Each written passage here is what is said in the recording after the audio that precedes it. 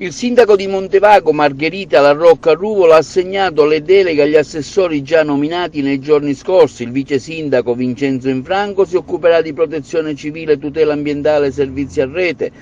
A Domenico La Rocca assegnate le deleghe lavori pubblici, ricostruzione SUAP e polizia locale. A vita Anna Maria Saladino, assessore allo sviluppo economico e politiche agricole, finanziamenti europei.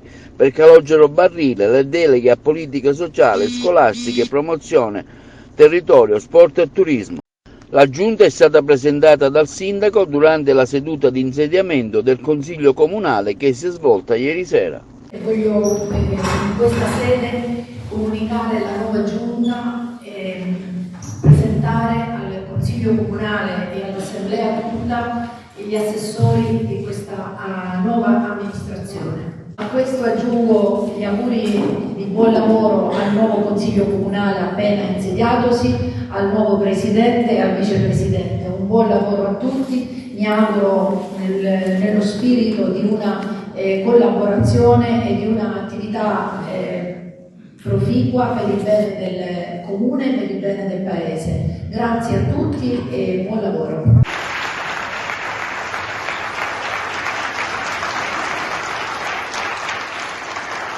Ringraziare tutti i consiglieri comunali presenti questa sera, sia coloro che mi hanno votato che coloro che non mi hanno votato. Ritengo che questo Consiglio Comunale in questi 5 anni dovrà fare un grande lavoro sia di ordinarietà ma anche di straordinarietà.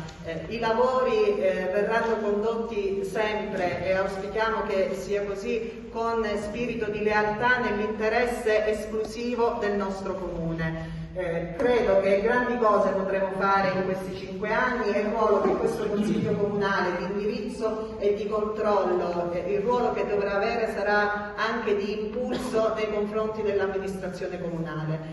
Saremo sempre aperti alle proposte e cercheremo di lavorare sempre, lo faremo sempre nell'interesse reale dell'intera comunità.